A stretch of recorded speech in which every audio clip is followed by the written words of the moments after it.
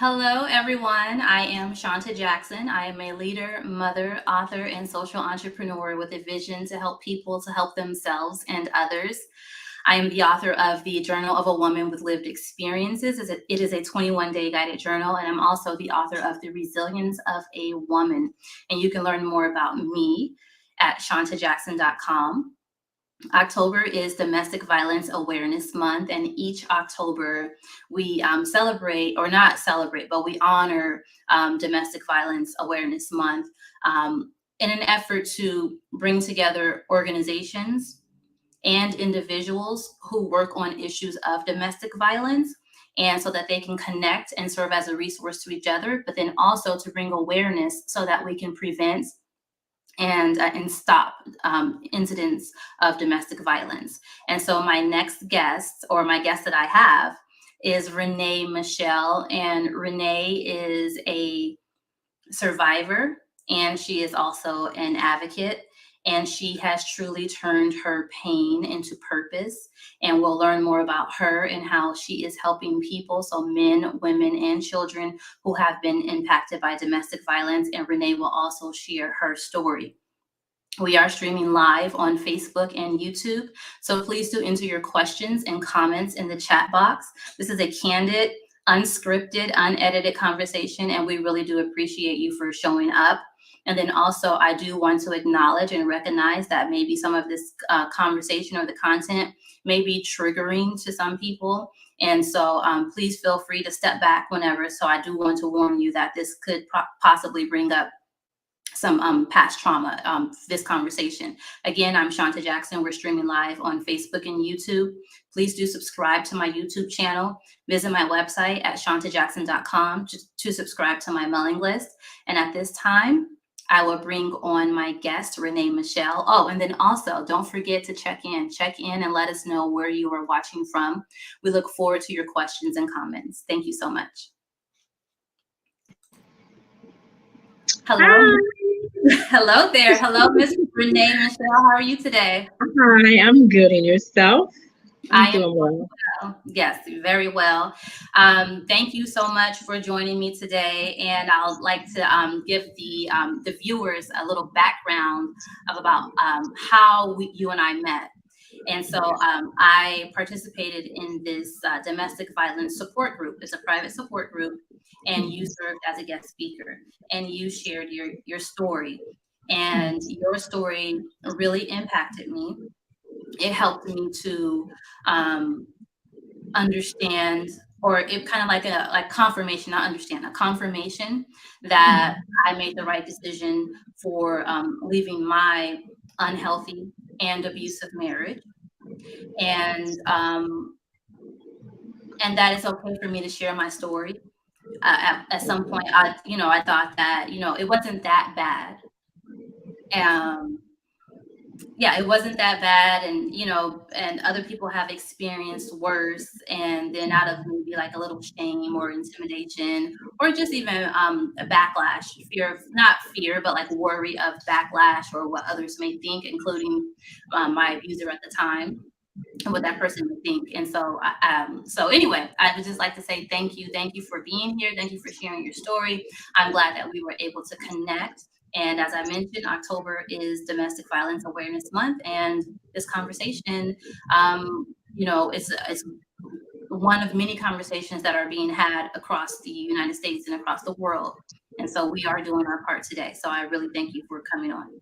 You're very welcome. Thank you for having me. And I'm happy that I, as I had mentioned to you before, that I was able to help you in whatever way I could, because that's the whole purpose for me, is to at least help one person whenever I share my story, to see that there is light at the end of the tunnel. So, okay. Yeah. Well, thank you so much. And we do have, let's see who we have checking in. We have Shaniqua checking in from Laurel, Maryland. Thank you for joining us today. So before we get started, I definitely want to learn more about you and your personal story and how you are helping others. But just as a point of clarification, I just wanted to maybe kind of like go over some language, because I think language matters. Yes. Because we use the terms domestic violence, abuse, intimate partner violence, teen dating Mhm. violence, Right. victim, survivor. So domestic violence, abuse, interchangeable. Domestic violence, it's usually folks that are in a domestic situation, and Right. it's not limited to partner, spouse, husband, wife, girlfriend, boyfriend. Domestic violence can also include family. It could include siblings, uncles, aunts, Hmm. cousins. And so for Exactly. you're right. So for everyone who's watching, that when you hear the term domestic violence, especially kind of like in more professional spaces, um, all of what I mentioned is under the umbrella of domestic violence. And so there's also domestic abuse, which can fall under that as well. And then there's Hmm. intimate partner violence. So when we say intimate partner violence, sometimes people, they'll say domestic violence, intimate partner violence. For the purpose of this conversation, I'm talking about intimate partner violence, even if I say domestic violence. And so intimate partner violence is very specific. It's your partner, it's your spouse, it's Hmm. the person that you are involved with intimately. You are in an intimate relationship with that person. Yeah. Um, and dating violence usually refers to teenagers. And so that's a Mhm. term when we're talking about younger folks or younger adults. That's when you hear the term dating violence. And then you have victim and survivor. And Renee, would you like to step in to maybe explain your understanding for the difference between the term victim and survivor? Well, victim is what I was many years ago, when I was in the situation, when I was going through the situation. And now that I've overcome so much within these past, I don't know how many years, since 2012, that I mean, I'm not even going to say since 2012 because I wasn't totally healed. But now I am. So now I am a survivor, overcomer, and all that great stuff. So it's the difference between the two is I was broken when I was a victim, and now I'm healed. For the most part, I'm healed, and I'm helping other people to heal. So that's the survivor in me. Thank you for that. And then also, survivor is an empowering term. And Yes. and victim is actually, it's a legal term. It's a term used by law enforcement for legal Hmm. proceedings and court proceedings, different things like that. Right. So victim is more so historically it's a legal term, but Hmm. survivor, I like to say survivor because it's more empowering. So thank you for Definitely. that. You're And so welcome. so Renee, at this time, if you don't mind, could you tell us a little bit about your experience with domestic Hmm. violence? Sure.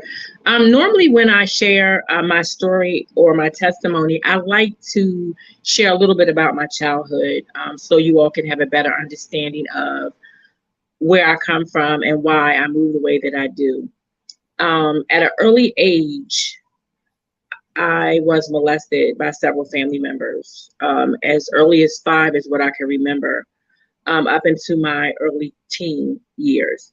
At the ages of 11, 14, and 26, I was raped by people outside of my household. Um, I eventually met this young man who I thought was going to take me away from all my past hurt and trauma. He was the perfect gentleman. He did all the right things. He said all the right things. He held the door. And for about a 2 month period, he was really all of those things. He was just kind and wonderful. But then after a while, I started noticing changes in him. He started being mentally, emotionally, and verbally abusive to me. And then eventually the physical abuse came in. And when I say I probably should have noticed or known the signs or the red flags, but I didn't because I'm also a second generation domestic abuse survivor as well. I watched my father abuse my mother, but at the time I didn't see it, or maybe I didn't want to see it. He he was so, um, how can I say this? He was very, very persuasive. Let me use that word. because a lot of people ask me, okay, if you were being abused, why did you stay? He had a way, and I'm going to get into all that. But the physical abuse, when it came in, I honestly can remember it like it was yesterday. I told him I wanted to go to the store, and he told me to go ahead and come right back, which was very unusual because I literally could not walk from my apartment to his apartment, which was diagonally across from each other, without him going with me. He wouldn't even allow me to go to my job. He owned his own business, so he would come to my job. I managed a restaurant and lounge, and he would sit in my job and watch me. And if anyone talked to me longer than he thought they should have, he would start a physical altercation with them. It got to the point where he was physically removed from my job and told not to come back. Then he started to tell me to leave the phone off the hook so he could hear everything that was going on. Needless to say, that didn't last. He then started coming up to my job and standing outside to wait for me to get off. And honestly, I was like, oh my God, he loves me so much that he doesn't want to be away from me. He wants to be with me all the time. I thought it was cute. So But wait a minute. So at this time, when he's the apartment, when you have to be on the phone with him, when he comes to the job, you don't feel intimidated at this time. At this time, you're thinking it's a form of affection and yes, I'm flattered. I'm thinking, oh my God, he just loves me so much. And I thought it was cute, as I said, but it became really uncute really fast. That one particular night, as I mentioned, I said I wanted to go to the store. And he said, okay, go ahead and come right back. I go to the store. It takes me about 15, 20 minutes tops to get there and back. I knock on the door where he stayed with his sister, his brother-in-law, and his two twins who were 5 at the time. And he opened the door and he immediately grabbed me by my hair and drugged me past his sister, his brother-in-law, and their twins, who were, as I said, who were 5 at the time, drugged me past them as they sat and watched television. No one got up, no one said anything, no one did anything. He drugged me into the room where he slept and he began beating me. And he beat me bloody. And when he got finished beating me, he stood me up and he turned me around to him and he looked at me and he said to me, you know you're not leaving me, right? And out of fear, I said no. He said, good, because if you do, this is what's going to happen. He took a gun and he put it to my head and he pulled the trigger. He began at that moment to make Russian roulette a regular part of my life, to keep me in fear. And it worked. I was so afraid of this man. Everything that he told me to do, I did it. I was no longer Rene. I was like a robot. At this point now, the cat's out the bag. Now he showed me who he really was. So now the beatings are coming more often. Now he's beating me in public. We literally went to Union Station shopping. And I remember I had a bag with some boots in it. And out of nowhere, he would sometimes just get an attitude, just randomly get an attitude. And this particular day, he got an attitude and he started walking ahead of me once we got off the bus. So people are thinking I'm by myself. So this guy has said something to me. I'm telling him like, please no. He turns around and he sees him talking to me and he charges back towards us. The only thing that I could think of was to run. So I started running because he said something to the guy and then he started chasing me. He caught up with me and he started physically assaulting me. He grabbed my bag. It was a bag of boots and he snatched it out of my hand and he drew back and he hit me with all of his might in my head with the bag. I literally remember seeing stars and I shook it off and I ran. I ran to the guy in the booth at the metro station and I said to him, please call the police. My boyfriend is beating me. He then runs up behind me and he says to the guy, I don't pay any attention to her. She forgot to take her medication today. So the guy is looking at me and he's looking at him and he's trying to decide who to believe. And I said to this man, I said, please, I'm pleading with him. Please call the police. If you don't, then you're going to be held responsible if something happens to me. The guy looks at him and he says to him, look, dude, if you leaving, leave, because I'm calling the police. So he then decided to leave. But let me explain something to you. He told me that if I ever left him, that he would kill me. He said that if I ever got my family involved, that he would not only kill me, that he would kill them too. He also told me that if I called the police, that he would kill me. So at this point in my mind, I violated by calling the police. So, needless to say, the police didn't get there. My aunt beat the police there. So my aunt picks me up. She takes me home. So I go home, and as I mentioned, I work at night.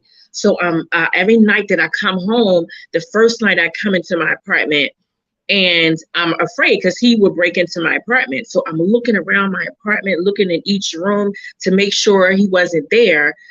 And the coast was clear the first night. The second night I go in there and I'm looking, doing the same thing, and no one was there. So the third night I come home, I'm getting a little comfortable now because I'm like, well, maybe the police scared him off. So I walk into my apartment and I look around, do my routine, walk through, and then I get back to my room.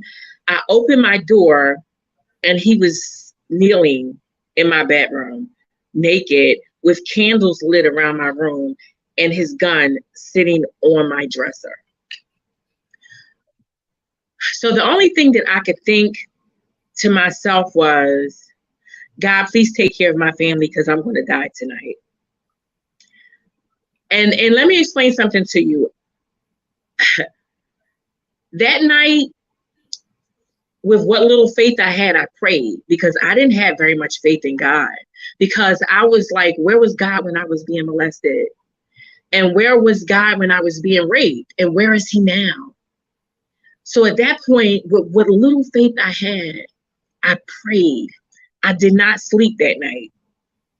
I stayed up the whole night. I did everything that he told me to do, and I stayed up that whole night, and I prayed to God, and I was specific, and I asked God, please get me out of this situation alive, and I promise I will do anything. That night, I lay there. The following morning, I got up. We were at his apartment, which, as I said, was diagonally across from mine, and I'm sitting. I know now God placed me in that window. I was sitting in the window, just glaring out of the window. And I see two females at my apartment, and I don't get visitors. Let me explain something about this to you. Isolation is real when it comes to domestic violence. No one had come around me for over a year. This particular day, I see these two females at my door, and I'm like, oh my God, oh my God. I'm trying to think what to do. I say, he's in the bathroom, and I said to him, I'm going to run to my apartment and I'll be right back. Again, shockingly, he said, go ahead and come right back. When I say I ran like a freed slave, I ran like a free slave. By the time I got over there, they were in the car. I still at this point didn't know who it was. I chased the car. I bang on the window, and I realized it's two of my cousins that I hadn't seen in over a year who decided, let's go check on Rene today. I tell them, don't ask any questions. Grab anything that looks important and run. We each grabbed a handful of my clothing, and I ran for my life. And I didn't look back. But when I left, I didn't leave alone. I eventually found out that I was pregnant by my abuser. I now have a beautiful, beautiful 30-year-old daughter by my abuser. And as I sit with you today and speak to you today, I also suffer with grand mal epileptic seizures due to severe blows to my head at the hands of my abuser. But I'm alive. I'm alive. And I know it's not for nothing, because that day when they flew me away on that helicopter, I had 6 seizures in a row. They lost me. And I know for a fact that God did not blow air back into my lungs for me to sit back and be quiet about everything that had happened to me. So that night when I prayed to God and I said, God, if you get me out of this situation alive, I promise I will do anything. He kept his promise to me. And from that point on, I kept my promise to him. And I've been doing everything that I possibly can to help women, men, and children to survive and to get help as far as domestic violence and sexual assault is concerned. So yeah, that's my story. I mean, now, as you mentioned, I'm a national advocate against domestic violence and sexual assault. I'm an author. I have 2 books. One is a bestseller. I have another one that's coming out this month, as a matter of fact, with Mildred Muhammad. It'll be out this month. I have a radio show as well. Have my own nonprofit. I have a lot going on, but what's important to me is doing what I did for you, sharing my story like I am right now, and hoping that it resonates to even one person. But if it's 100, that's even better, because I need everybody to know I have been where you are. And it was dark, and it was lonely, and it was depressing, and all of the bad things that it was. It's no longer that for me now, because I've come from out of that dark place. And it started just by me sharing my trauma, me opening my mouth. You know, you're supposed to keep whatever happens in the house, it stays in the house. No, I broke a cycle in my family, and a lot of my family don't deal with me because of it, because I didn't keep the secrets, and because I didn't, people don't like you to talk. They want everything because it's embarrassing, if the family name and this, that, and the other. No, I'm a chain breaker, and I'm thankful and I'm grateful and I'm happy that I was the person that decided to speak up, so that anybody that came after me, I could help them. Me speaking out possibly helped any of the people that touched me would think twice about touching anybody after me. So I'm thankful for that as well. Well, thank you for sharing your story. I know that when we first connected, I told you, if there's anything that you don't want to talk about, I'm okay with that. And I gave warning to the audience that, for people who have experienced domestic violence, that this could possibly be triggering. And so, excuse me for taking my breaths and my moments, and because I'm taking in what I know. You tell the story, you're comfortable saying it, but that's a lot to kind of take in to hear, and then that's not something that you want to. You don't want anyone to experience that. And so what I would like to do at this moment is kind of let's walk back through the different phases of your life, and what messaging would you give to someone at those different phases? Okay, so you mentioned that and also about healing as well, things to look out for, just healing. So you mentioned that you were molested as early as age 5. Yes. And then you were raped as a teenager once. And you met this man who you thought could save you. Let's pause there. If you could talk to someone who is at that point in their life, or even your younger self, what would you say? What I would say to someone, at that point in that stage in my life would be, don't look for anybody to save you, unless it's God.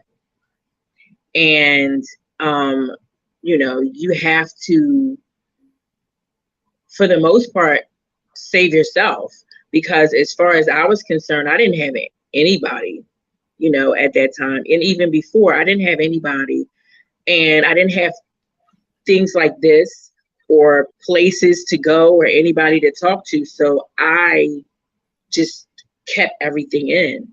And then when it got to the point where I had to release it, or else it was like life or death. The specific night that I decided that I'm going to speak out, I got on Facebook, and honestly, God was saying to me, you have to open your mouth now. So I got on Facebook. I had never started a group. I didn't know anything about it. I got on Facebook and I started a group. It's called Domestic Violence Love Don't Hurt. just came. I don't know where I just came up with that name, and I shared everything that happened to me that I can remember on that platform. And people were reaching out to me, people that have known me all my life. Oh my God, Renee, I never would have imagined that you have went through that, because you're always trying to make everybody laugh. You don't look like what you've been through, and this, that, and the other. Other people, on the other hand, was saying, thank you. Thank you, because I went through similar things, but I'm not ready to talk about it yet. But thank you for the platform. So when I have some place to come to safe. So I would say to anyone that at that stage, to not look for a savior, especially in a man. Look for other role models, other people, women, and people that can lead you in the right direction, that can help you. And now that we have people like myself and people like you and people mentors, is more resources out there. So I would say reach out to the resources that we have available. Yeah, and so some of those resources would include. So I'm thinking for I don't think I have a younger audience that's watching right now, but definitely. So for the adults that are there, I think this is a teachable moment, and if you are an adult and you have experienced this, I definitely would recommend therapy or counseling. And there are even traumatic life coaches now, that people that kind of help you, kind of coach you through life and coach you through situations. Not they're not a licensed therapist per se, but there's coaches for that as well. Okay, so you realize what's happening. You said the first 2 months he was really nice. Yes. Extremely nice.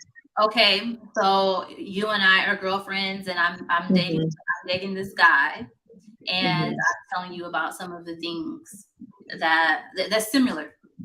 He's really nice. He's I guess in the wooing stage, or the love bombing stage. Right. But based off of his behavior, I can't see it. But based off of his behavior, you can tell, like, wait a minute, this is controlling behavior, and the controlling behavior could turn into abusive behavior. What any advice or to women in this situation, or even to your younger self? I have a habit of doing that because I can spot it from a mile away, and a lot of times I'm right. But I do give advice. But one thing that I don't do is tell anyone to leave, because when you do leave a situation like that, you have to be prepared. I would tell whomever to make a plan. If you have children involved, get copies of their social security, everything that you would need to transfer them. Slowly take clothing out of the house where it won't be noticeable, but definitely make a plan to get out, because you definitely don't want to leave and end up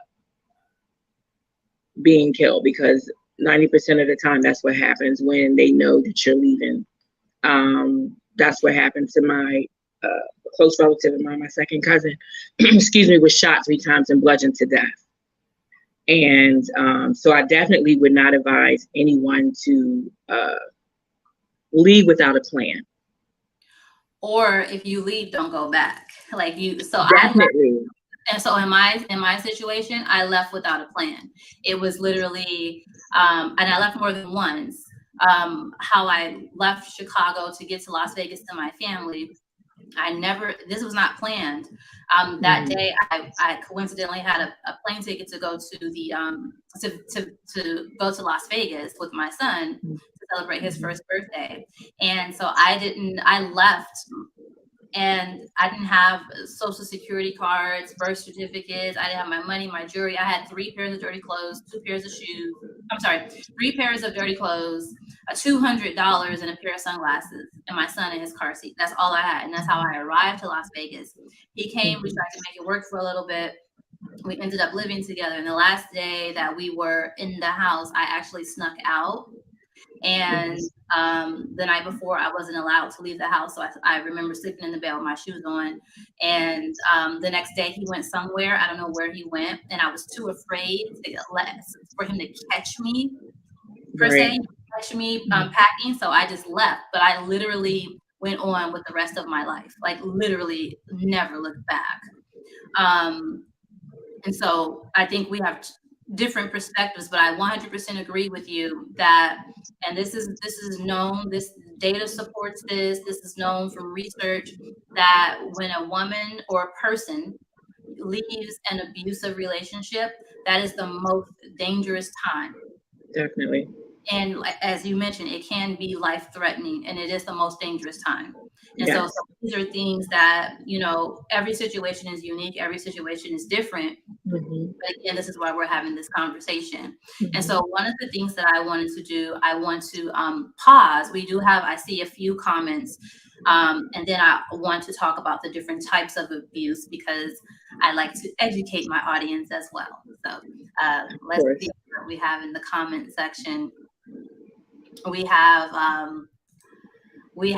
Melissa Zavala. She's checking in from Las Vegas, and she's just responding for when you're saying your story.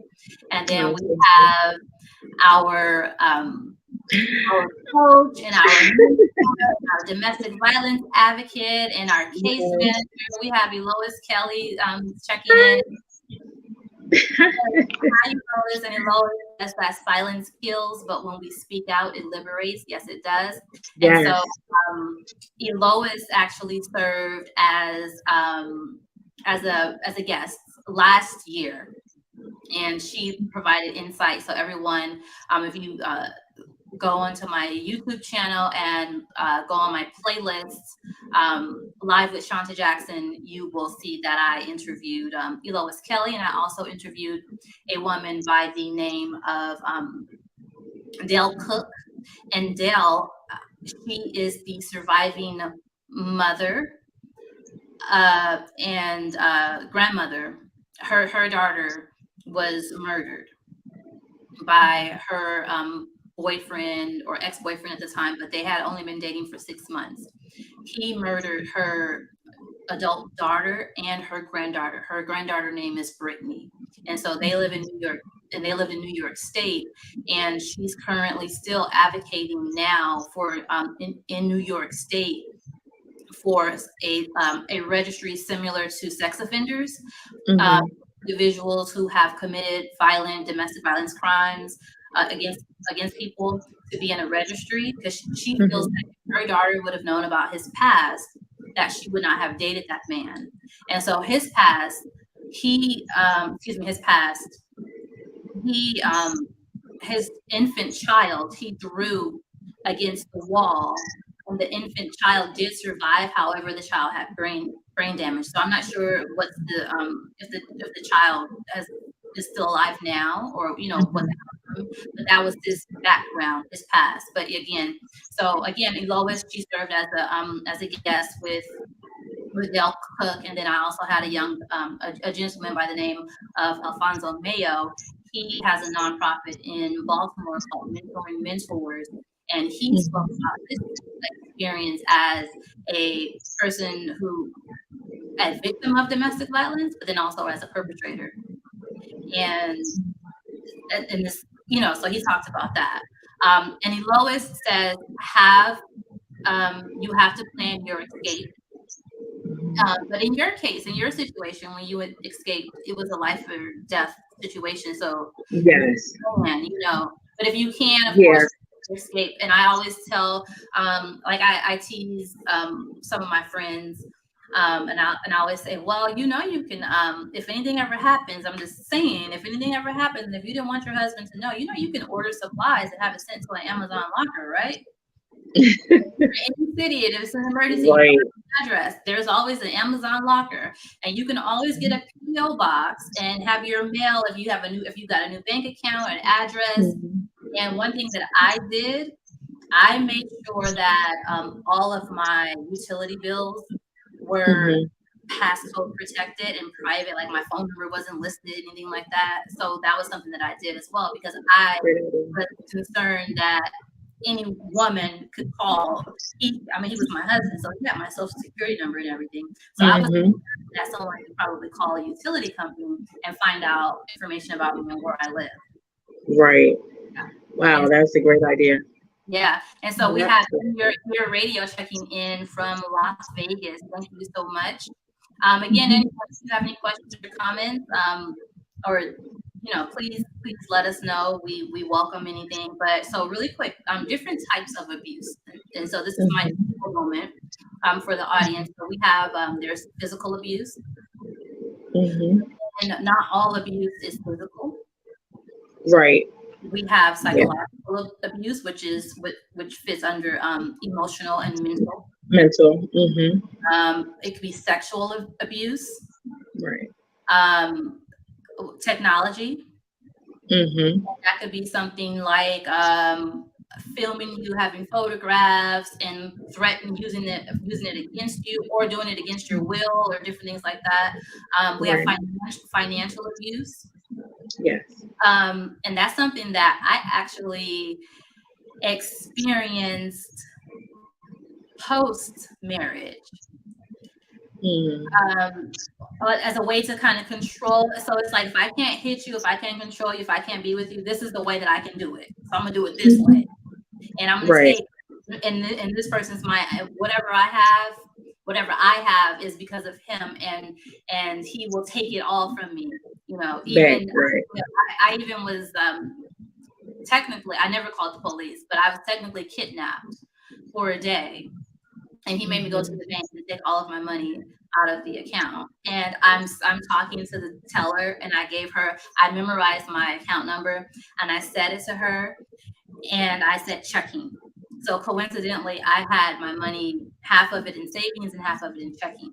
So I said, "Hi, I would like to take all of my money." He's standing so close to me, and like you said, with the when you were getting off the bus and you had your shoes, your boots in the hand, and you had to basically ask for help. Can you please call the police? But Mhm. I couldn't say anything because my son was in the car. And so his Mm. father was a part of it. So his father had my son in the car, and that's the only reason why I was I didn't run, or I was thinking about my son. Right. I'm not saying that he would have done anything to him, but at that time I didn't know that, and so I just Mhm. I was staying close to be with my son, and Right. the teller. I'm just like, isn't there some type of protocol or some type of training? Like, this is not a red flag to you. Like, I'm clearly like, so In distress. yeah. Right.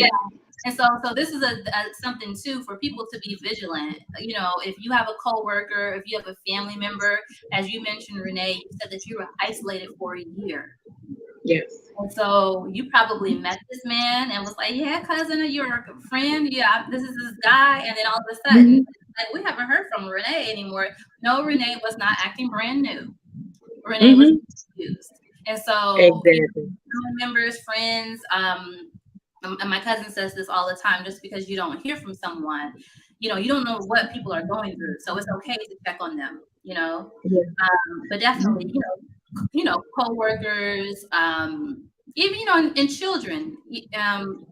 lot of times with children, I know that adults, playtime, and therapists, they give children toys Mhm. or coloring so they can kind of act out and see what's going on. So if you were concerned about a family member or a friend and they had a child and you had the opportunity to babysit, for example, then maybe that's a chance to maybe give them some dolls, or watch them play, and to kind Mhm. of, without you asking the child, without you asking, maybe that's a way for you to kind of observe, see what's going on in the household, and then maybe you can step in and Right. help, or help in a safe way, that Right. way.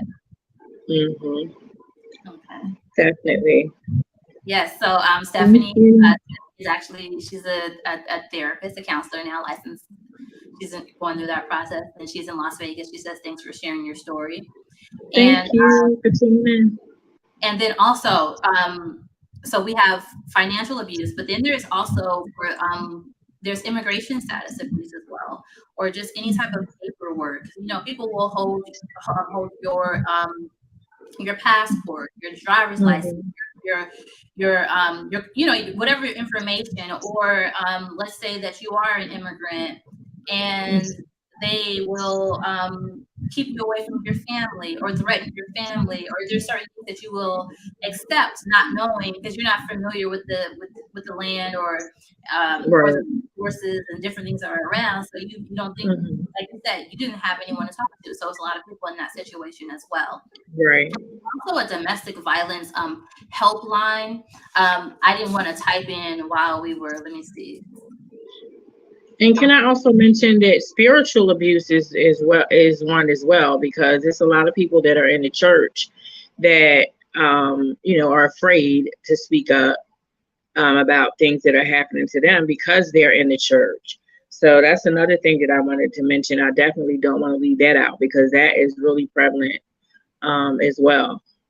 Yes, definitely. And Mhm. um, it's something that's silent and it's not talked about Right.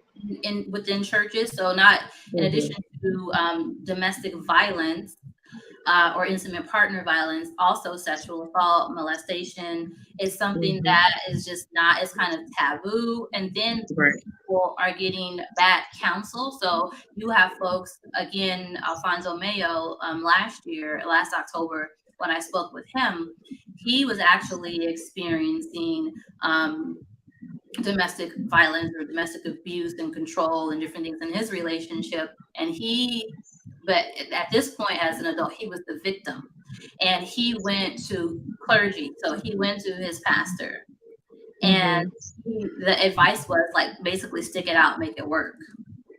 Yeah. And you know, so some people are getting that bad advice, or so now we're talking about reasons why people stay, or reasons why people don't tell as well, right?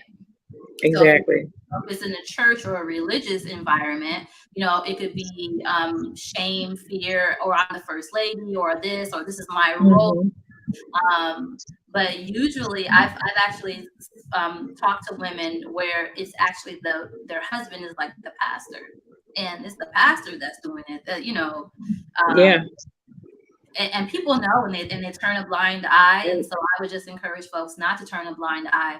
But other reasons why, so one of the questions that I posed on social media, is like, why do people stay? Why do people stay in an abusive relationship? So, of course, number one would be fear, and that's something that you expressed. But then also, abuse could be normalized. You mentioned that you witnessed your father abuse your yeah, mother. yes, for Okay, years.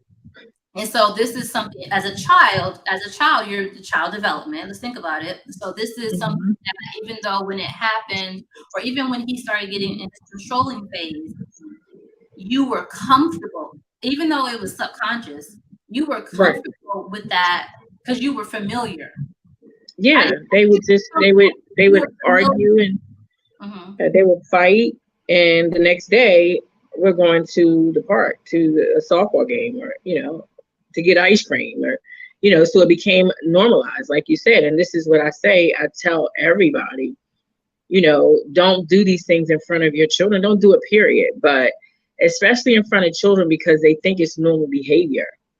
And then they think that's how it's supposed to be. Okay, he can smack me or punch me or whatever. And then as long as he tells me he loves me, then it's okay. And that's what's happening a lot, especially in schools with kids that don't really know what love is. They think that it's okay. And that's why I'm happy that we are able to go into the schools and talk to the teenagers and everything now, to give them, an idea of what is really normal and what's not supposed to be, and give them the different signs of abusive personalities and everything else. So yeah. Yes, and as Stephanie says, understanding the cycle of abuse is important. It's important to recognize the signs. And speaking Mhm. of going into the schools, you said teens. Um, Yeah. in my professional field in public health, I served Mhm.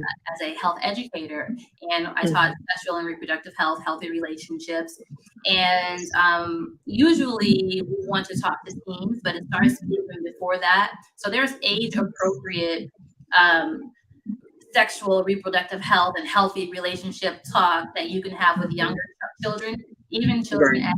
even pre-K, kindergarten. And this could be the topic about bullying, for example. It doesn't have to be about you're kind of, it doesn't have to be about a relationship, or we think like adults, so think about the Exactly. The children. kid. Yeah, so Right. even bullying, healthy relationships, healthy friendships, you Mhm. play basketball on a regular basis, and now you have this new friend, or now or you, even if you're dating, you think you have a boyfriend, girlfriend, whatever, and so now you Right. have this new friend, and now it's not okay for you to play basketball. Is that Right. normal? Like those So, teachable moments. So I would encourage parents to find, kind of like teachable moments, and remember that you're modeling your relationships, whether it's positive, negative, healthy, unhealthy, whether it's abusive or not, how right. you handle stressful situations, how you conduct yourself, and your children, they're learning from you. And again, Exactly. normalized behavior, or a normalized abuse. A lot of reasons, and other reasons why people say shame, intimidation, and low self-esteem, because the Mhm. behavior in itself, or the acts of the violence, or the controlling, the abuse, it could, people tear you down. And usually it's not like you mentioned, it wasn't from day one that he started to physically abuse you. It Right. started with control, the verbal, the mental, the psychological that we were talking about, right? The emotional. Mhm. And so, saying certain things, kind of putting you down. And so that it's like a phase. So it starts. Uh, Right. so it's not that the person has low self-esteem because she got into the relationship with the man. He could have contributed to her low self-esteem. And I'm saying man because I'm in our situation, it applies to us. But I do want to acknowledge that men do also suffer from domestic violence as well, and also Definitely. sex couples and everything. Some people say because of lack of resources. Yeah. Um, and they don't have family members, or they don't have the money, or they don't have the money for safe and affordable housing, for example, or they don't have the education, or it could be a combination of a lot of different things, but definitely lack of resources, um, Mhm. ability. You mentioned that you have seizures. Did you have seizures anytime during the relationship, or was it I started having seizures after when I started getting hit in the head. after? Okay. So I right like when I left him, I immediately that's when I got flown away. Because I was being punched in the head. They asked me had I had any head trauma. And that's when I had to explain to them that I was involved in domestic violence. Okay. So yeah. Other reasons why people say, I mentioned this earlier, immigration status, cultural context. It could be again this normalized, this normalization of abuse, but it could be Mhm. cultural. Like this is how men are, and in our culture, women are supposed to be um, subordinate to their Right. husband, for example, right? Right. It could be Mhm. cultural as well. Or like you mentioned about the spiritual abuse, it could be something that is just taboo, and it's not something that you talk about, you hide it. Mhm. Um, People say because of children, and Definitely. people also say because of love. At some point, this person is just because this person is abusing you, it doesn't mean that you don't have love for this person, or that you don't love this person. And some people may want that, they think that maybe it'll stop, maybe it'll get better. If I Right. do this, and I love this person, how could I leave? Or, um, or it could be something like, you would leave me like everyone else. And so now she's proving to him, no, she's proving her loyalty. And that's probably sometimes women or people stay in relationships like that because you're initially Yes. proving your loyalty, and that you're Mhm. and then you become the victim. Exactly. Yeah. I've seen a lot of that. And I've seen a lot of that. So that's definitely a fact. Yes. Yeah. Yes. Oh, and then also, Elois says, yes, Elois, reproductive abuse. They want to control you when you get pregnant, withholding birth control, or forced birth control. Yes. Yes, Mhm. definitely. Um, and this brings me to your daughter. So you were Mhm. pregnant during the time of abuse, but you didn't find out until after you left. Right. I was pregnant. I had just got pregnant, obviously, right before I left. I didn't know I was pregnant um, until I was 3 months because I was really small then and I still went through my cycle and everything, but I did not know I was pregnant. And yeah, so. So how was your pregnancy impacted and or your daughter? Well, honestly, I didn't tell my daughter anything negative about her father because I didn't feel it as though it was any of her business. Because, and I'm explaining why I said that, because I was my daughter. Okay. And I didn't see where me telling her that her dad beat me to the point where I have epilepsy was going to be beneficial to my child. So I kept that from her, and for that reason, because I didn't want to hurt her. And when she accidentally found out, was when she was 18. But prior to that, she asked me, um, when she turned 10, I asked her what she wanted for her birthday. And she told me that she wanted to meet her dad. So in my mind, I'm like, oh no. Okay. So I got to praying really hard because at this point, I had never said anything negative about him. Why can't I meet my dad?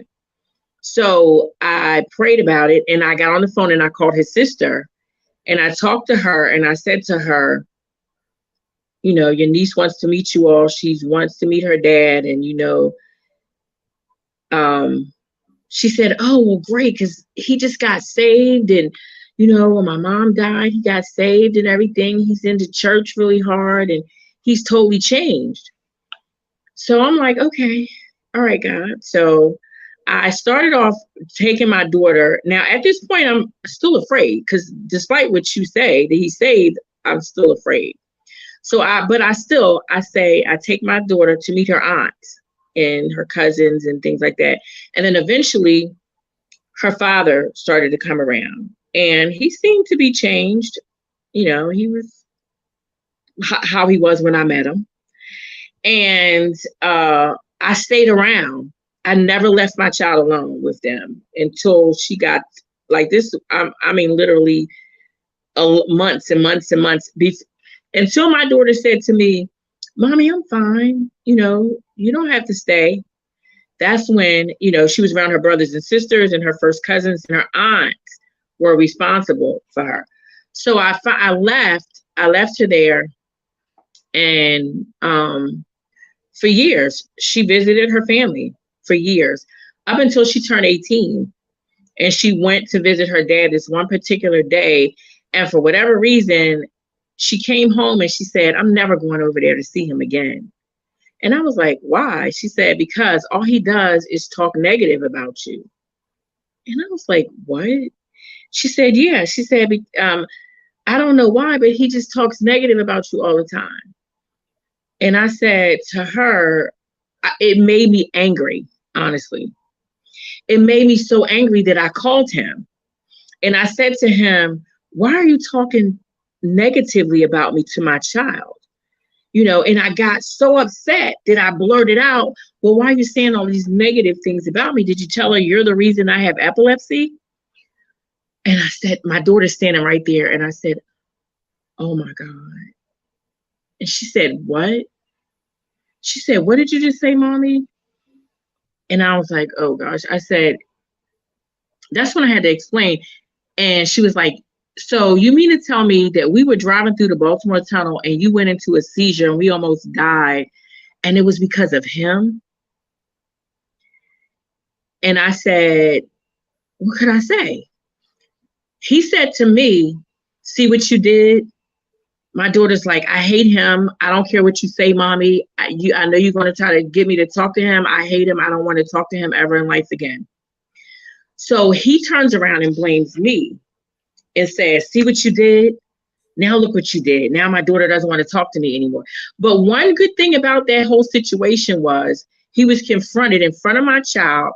And I believe everything happens when it's supposed to. My daughter was 18, and I think she definitely was strong enough to deal with that situation at that age, because, after I talked to her, she was okay. She's been fine. But he never denied it. He not once did he ever say that it wasn't true. So my daughter saw, and everything happened all at once. I got that off of me. My daughter found out, which it was inevitable. She was going to find out eventually, but it happened then. And when I talked to my daughter, and this is where I say, she is me. I watched my father abuse my mother, and I still love my dad.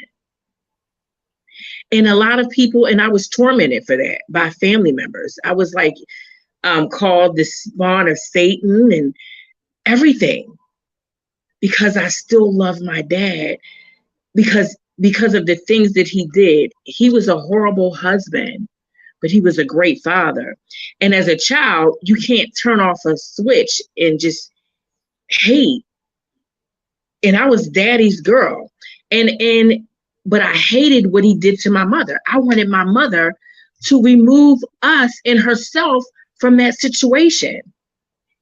But I didn't want to have to end my relationship as his daughter. I just wanted my mommy to be safe.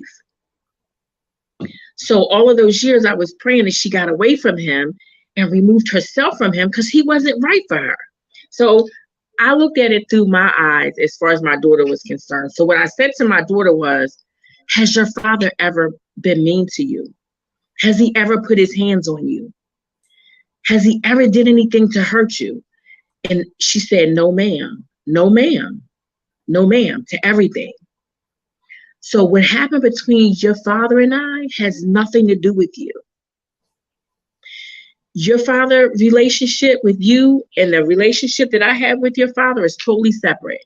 As long as you feel comfortable and safe around your father, you deal with your father, because that's who he is, your father. And I gave her the option to decide at that point if she chose to deal with him anymore or not. I wasn't going to make her, because he hurt her mother. And I understand it, because like I said, she was me. So at that point, she didn't talk to him for a really long time. And then I told her, when she would talk about it to me and everything, she finally slowly started speaking to him again. And, but she never really had the type of bond that she probably could have had. But she still had a relationship with her father after that situation happened. And I didn't want to feel like, I didn't want her to feel like I felt. How I was talked about, and not even talked about. I was told to my face, oh, you're just evil. And I'm a child. I don't know. I'm like, I love my mom too, though. It's not like I'm not choosing, but I still love my dad. And I'm sorry for loving my dad, but that's the reality of it. Yeah. And I just put myself in my daughter's shoes. And I didn't want her to feel the pressure and the pain and the insults and everything that I felt. I didn't want anybody to tell my child. And I told everybody in my family, don't you dare tell her what happened to me, because it's not your business and it's not your place. I didn't intend on telling her. But like I said, God meant for her to find out that day. And that's when she found out, and she's fine. Unfortunately, my abuser and her father passed away about a month ago. Oh. He was found dead. And, if everybody could say a prayer for my daughter, my granddaughter, that, they're taking it really hard. And, the rest of his children, I keep in prayer as well. But, I have to worry about my daughter's mental. I have to stay focused on my daughter and my granddaughter and how they are, how they feel and everything. And as far as right now, she's doing good. She's doing, of course she's sad. That was her dad, but she's doing good considering everything. They're doing good considering everything. But yeah. Yeah, so Miss Renee, thank you for sharing your story. And In Your Ear says you are blessed because you didn't carry bitterness in your heart. And we have Trainer Norwood in Las Vegas says, thanks for sharing the knowledge of what you sisters experienced.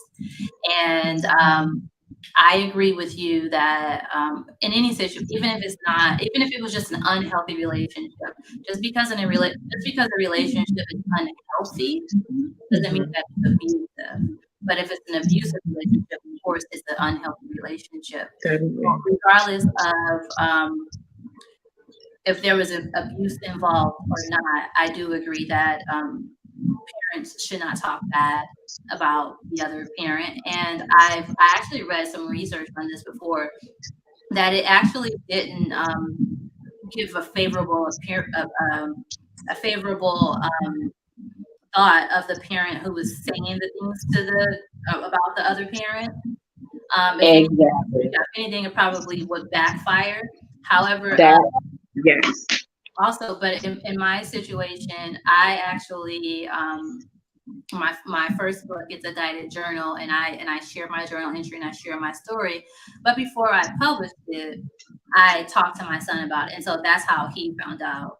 And I asked him if he was okay with me, going public and talking about it, and I basically got his blessings. And so, but even now, I mean, we'll have conversations, but I'm not talking bad about his dad, and he actually has Right.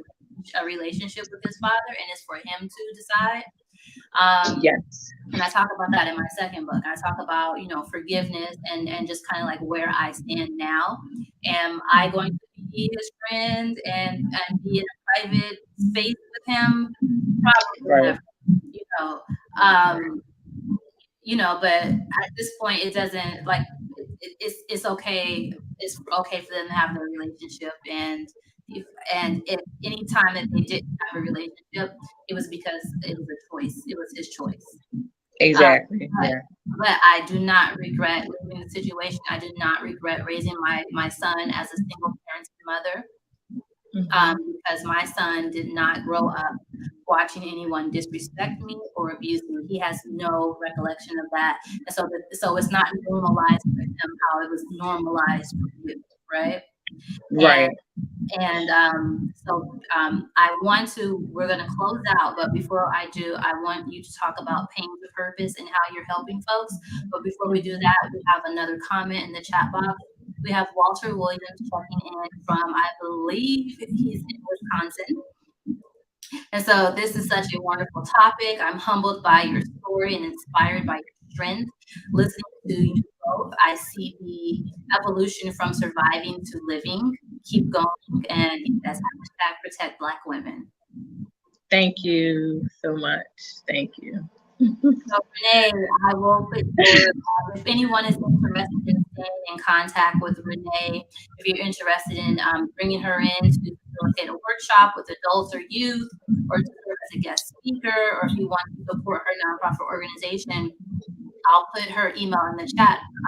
I'll post her email address.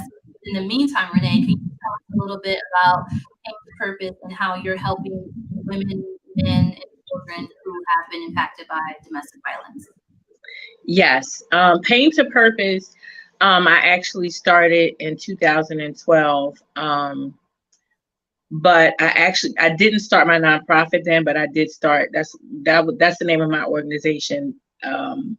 When I started in 2012, but it's an organization that helps women and children who are displaced due to domestic violence or sexual assault, and I help them to get into a safe place, into safe housing.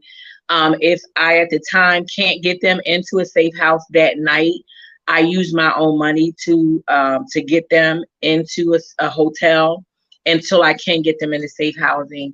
And I help them with everything that I mentioned to you, like to get there, to give them direction, something I didn't have.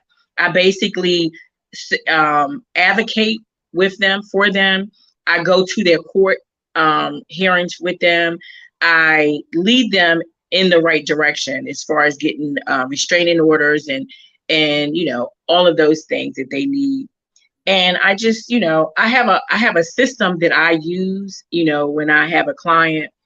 Um, but I basically just all around just help them to walk them through the steps to get them where they need to be, either coming out of the relationship or even trying to get out of the relationship. A lot of times I am that person on the phone with them telling that, and when they're telling me, oh, he has me locked in the, in the house, or he has me locked in the room, or things like that. And I've even had one person who had to literally financial abuse. She had to go sneak and purchase a phone because he would take all of her money and wouldn't feed her. If he would give the kids money for her to take them out, and if they bought her anything, they would be punished. So she worked at the dollar store on the side just to save money, and she snuck and purchased a little flip phone so she could stay in contact with me. And her husband was an attorney, by the way. And so everything that she tried up until that point when we met, she didn't have any help in the county where we lived. But I used my resources, and she was worried. And this is another thing I want to mention. Don't worry about the material things. All of those things you can get back. This woman had a beautiful house, lived in a beautiful neighborhood. The school that's all she talked about to me. And I cannot sugarcoat anything. I died and was resuscitated. I've lost so many family members and friends to domestic violence. I'm not sugarcoating anything. Ma'am, your kids are not going to be able to go to school in that area because you're going to be dead and he's going to be in jail. I don't mean to be rude, but this is serious. This is so serious. I can't, and I'm not mean about it, but I had to bring her back to reality. And it worked. She now lives in a nice, comfortable house, not a mansion. She went to court. I advocated with her. She gets child support. She gets alimony, and he gave her one of the cars. So it's not about this big house and everything. You heard what I left with. 3 handfuls of clothing. I had a whole apartment, and it meant nothing to me. All of that stuff has been replaced 10 times over. I left out of there with my life. That's the most important thing. And that's what it is. All that other stuff means nothing. You can get it back. Yeah, so. Thank you. I 100% agree. And this has been an informative, enlightening conversation. Thank you for anyone who is watching. And if you want to know like where to get help, or if you want to know how to help someone and what local resources are available to you, you can call 1-800-799-SAFE. And this is and then their website for domestic violence support, the hotline. So it's the hotline.org, and they actually have a safe button. So if you're experiencing domestic violence, you're on the website and someone comes in, there is a button that you can click on, and it'll take you to a totally different website. But keep in mind that when you're searching online in your browser, it cannot be deleted. So there is a possibility that your abuser can look at your browsing history, especially if you're not that tech savvy and you don't know how to delete it or different things like that. So just also keep that in mind. Thank you again. I know that this message has supported someone, has helped someone. And everyone, I'm Shanta Jackson. You can learn more about me at shantajackson.com, and you can stay in contact with Rene. You can email her. Her email address is on the screen. Yes, and I'm also on Facebook. Everything Rene Michelle, RENE, with the accent over the last E, MICHELLE. Instagram, you'll find me, Rene Michelle, on Instagram and all the other social networks as well. Yes, perfect. Thank you, Okay. everyone. Thanks for joining in. And if you're watching the instant replay, please put enter your questions and comments in the chat, and we will be sure to respond to those as well. Wishing you all a happy and safe rest of your week. And again, October is Domestic Violence Awareness Month. And again, thank you for joining us. Thank you. Thank you for having me.